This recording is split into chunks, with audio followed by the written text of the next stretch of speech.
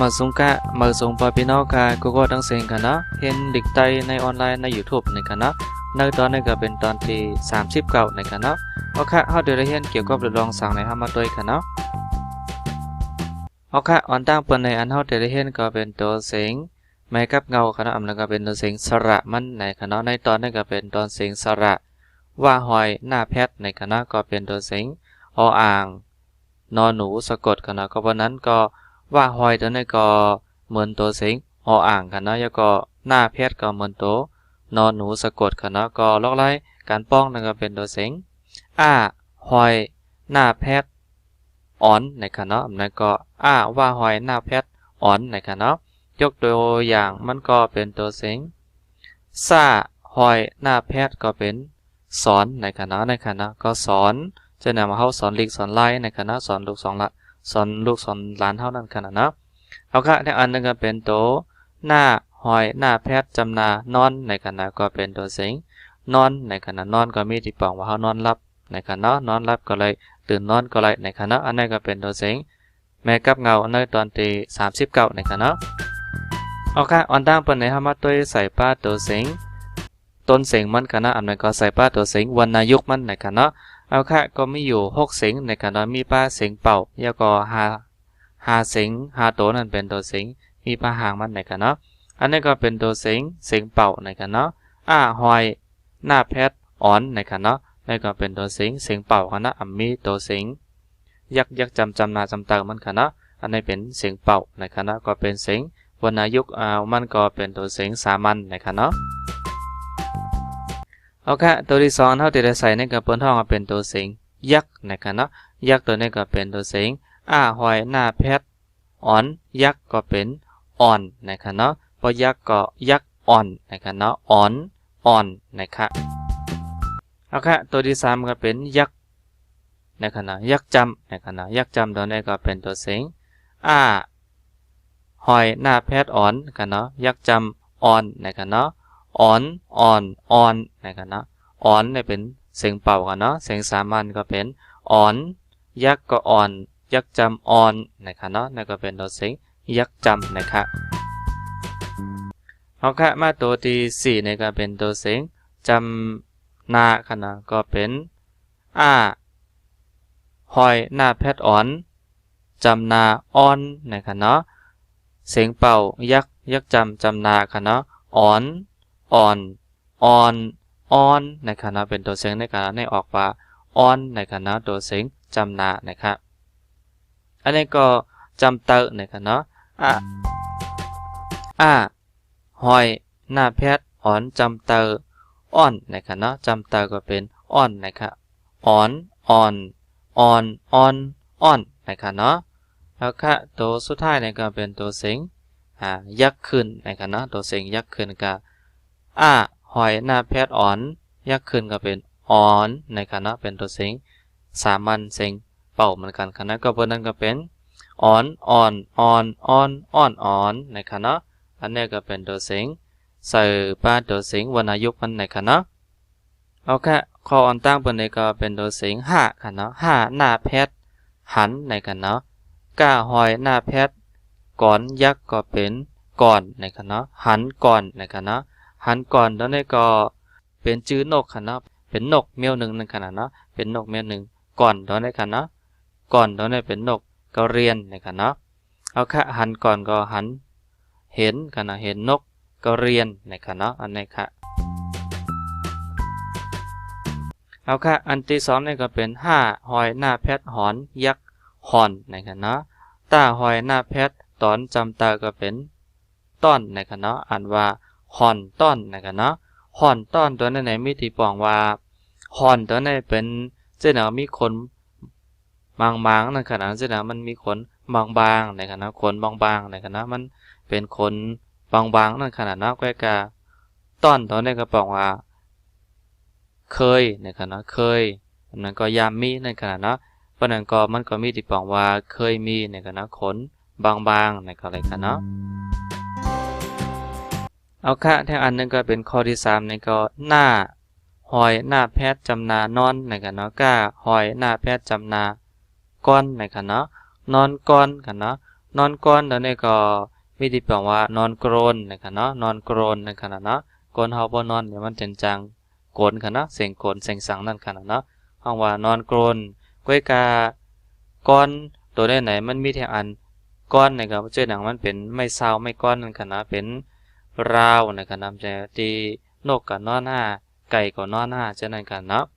วันปอแทงเมียวหนึ่งค่ะนะก้อยกาเพราะว่านอนกรนอนก้อนไหนมีดีปังว่านอนกรนนะครับเนาะเอากะที่สี่นี่ก็มาไก่ขึ้นจำเตอไม่ค่ะเนาะก้าหอยหน้าเพชรก่อนนะครับเนาะไม่ก่อนเนาะนะครับเนาะไม่ก่อนตอนนี้มันก็มีที่ปองหลายๆเมียวกันนะก้อยการในขาวโดยสายเวลาเป็นไม้กรอนกันนะเจ้าหนังว่าเป็นกรอนประตูกันนะเจ้าหนังว่าเป็นเฮือนเฮาเช่นนั้นมันจะมีกรอนกันนะไม้กรอนแล้วก็ปองว่ากรอนประตูแล้วก็ปองว่าเป็นไม้เสพไม้ก่อนนั่นขนาดเนาะก็จังห้องว่าไม้ก่อนนะครับเอาค่ะข้อที่5ก็ท่ากันนะนะครับโตท่าหอยหน้าแพทย์ถอนว่าไก่ขึ้นจำเตอไว้กันเนาะถอนไหวกันนะถอนไหวถอนสังไหวในถอนไม่ก่อนมาไกลไหวในกันนะถอนไม่ก่อนในไหวในกันนะจะหนังว่าถอนไหวในก็ไม่ดีปองว่าถอนไว้อันนั้นก็ถอดกรอนไว้ในกันนะถอดกรอนในก็ถอดไม่ก่อนไหวในกันนะเอาค่ะข้อที่6ก็เป็นก้าหอยหน้าแพทย์ก่อนยักก่อนกันเนาะต้าตืด2ว่าแพทย์โตหน้าตืดต่างหน้าง่าแพทย์ยักจำหนึ่งค่ะเนาะง่าตืดต่างง่าแพทย์ยักจำหนึ่งค่ะเนาะหน้าหอยหน้าแพทย์จำนานอนย่าตืด2ยักอยู่ในค่ะเนาะก็อ่านว่าก่อนโตหนึ่งนอนอยู่ในค่ะเนาะก่อนโดนนี่ก็เป็นค่ะเนาะนกกระเรียนในค่ะนะก็ปองว่าเป็นนกค่ะเนาะนกตัวไหนโตหนึ่งก็ปองว่าตัวหนึ่งค่ะเนาะนอนอยู่ก็ปองว่านอนอยู่ในค่ะเนาะเอาการแทงอันนึงก็เป็นตัวเสียงว่าหอยหน้าแพทย์อ่อนกันเนาะก้าหน้าแพทย์กันมาเคียจำนามากันเนาะแล้วก็ต้าตืด2เงี่ยแพทย์จำนาด้วยกันเนาะใส่ล่ายักจำแลนะครับเนาะอ่อนกันมาด้วยแลนะครับเนาะอ่อนกันมาด้วยนี่ก็จะดังว่าอ่อนในกระป๋องว่าพากันนะอ่อนกันกระป๋องว่าพากันมันก็ชนกันในก็อะไรกันเนาะอ่อนตัวในป๋องว่าพาก็ได้พาเที่ยวชวนเที่ยวนะครับนะก็ใจไหลถึง2อันกันเนาะก่อนในเขาใส่ไว้ว่าอ่อนตัวในไม่ได้ป๋องว่าพากันนะพากันมาดูสินะครับนะจะหนออ่อนกันมาด้วยแลนะครับเนาะเอาค่าตืด2หน้าแพทย์ขนมาหน้าแพทย์จำนามันค่าหอยหน้าแพทย์ยักษ์ขอนนะครับเนาะค่าหอยหน้าแพทย์ยักษ์ขอนกันเนาะค่าตัวนี้ก็เป็นตัวเสียงว่าหอยกันเนาะหน้าแพทย์ยักษ์ก็เป็นขอนนะครับเนาะว่าก่ขึ้นจำเตอไว้กันเนาะอ่านว่าขนมันขอนไว้นะครับเนาะขนมันขอนในป้อมาด้วยตัวเสียงขอนตัวนี้มันเป็นตัวเสียงเป็นสีน้ำตาลนะครับเนาะนะครับขอนในเป็นสีน้ำตาลในก็เท่าในก็อะไรกันเนาะขนมันก็แปลว่าขนมันกันนะขนนกกันนะนกกระเรียนกันนะขอนก็แปลว่าขนนกกระเรียนสีน้ำตาลนะครับเนาะไว้ตัวนี้แปลว่ามันมีสีน้ำตาลไว้นะครับนะเอาค่ะข้อที่9ในก็ยาเคียยายักยากันเนาะยาเคียยายักยาใส่ป้าเป๋ล่าเคียหลายักจำลาล่าต่างขาดแกนดียักจำลีกันเนาะท่าหอยหน้าแพทย์ถอนยาเป๋ลาลีถอนนะครับเนาะยาเป๋ลาลีถอนในก็นั่นเป็นข้อความอันตีอันป้อเต็ดเน็ตอันป้อตายโตกันนะป้อเตียมาแตกในเด็กไทยเต้ในก็ตีตายโตมันอับมีค่ะนะเอาค่ะก็แปลว่าอย่าเป๋ตัวนี้ก็เจ้าหนังว่าอย่าสุ่ม4สุ่ม5ไปถอนนั่นค่ะนะอย่าสุ่ม4สุ่ม5ไปถอนกรอนมันก็อย่าจะเผลอนั่นก็อะไรค่ะนะอย่าเป๋ลาลีถอนก็อย่าสุ่ม4สุ่ม5อย่าทำเล่นนั่นค่ะนะอย่าไปถอนเล่นนั่นก็อะไรค่ะเนาะก็อย่าสุ่ม4สุ่ม5ไปถอนนะเอาค่ะแท้อันนึงก็เป็นซ่าหอยหน้าแพทย์สอนค่ะเนาะป้าหน้าแพทย์ปัน 5กางกิ้งเหอยักจำเหอค่ะเนาะนี่ก็เป็นเปเอใส่ป้าเคียก็เป็นจำนาปอนะคะเนาะปอแล้วก็5ตึก2จำเตอหู้นะคะเนาะก็อ่านว่าสอนปันเหอปอหู้นะคะเนาะสอนปันเหอปอหู้นะครับก็ปอในลิกไทยเนี่ยก็มีที่ปองว่าสอนปันก็แปลว่าสอนให้เหอปอหู้เนี่ยให้ปอนั้นมันเป็นข้อความมันตีเอามาติดต่อกันค่ะนะก็เป็นให้ปอก็จนกว่าจะรู้นะครับเนาะจนกว่าจะรู้นะครับนะหู้ตัวนะครับนะสอนให้จนกว่าจะรู้นะครับเนาะอันนี้ก็เป็นข้อความในข้อที่10นะครับเนาะ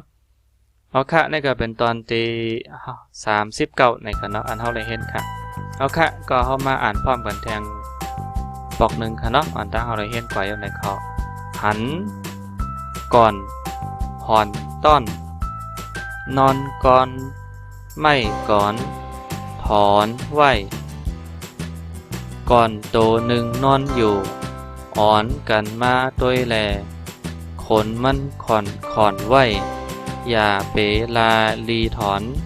สอนปันเฮอปอหูนะคะเนาะอันนี้ก็เป็นข้อความเป็นตอนสอนในตอนที่39เนี่ยนะคะเนาะเอาค่ะสังเกตว่ามีพ่อนดีในก็กดติดตามกดแชร์กด Subscribe ไว้กันเนาะในช่อง YouTube ก็เป็นไดเวอร์ชันตัวในกันเนาะเอาค่ะก็ตอนสอนตอนตาเป็นลิกใต้ในก็ข้าวเดียวลงก็เป็นวันติดกันเนาะยกว่าวันพัดในกันเนาะ2วันการ1วงกันเนาะวันติดขึ้นวันพัดในกันเนาะตอนตาตอนสอนลิกใต้ใน YouTube ในกันเนาะสำหรับในวันนี้นะครับถ้าหากว่าท่านใดที่เข้ามาและสนใจในการเรียนภาษาไทยใหญ่นะครับผมจะอัปโหลดให้ทุกๆวันอาทิตย์และวันพฤหัสกดติดตามช่อง YouTube ไว้นะครับเพื่อที่คุณจะไม่พลาดในตอนต่อไปพบกันใหม่ในตอนหน้าสวัสดีครับ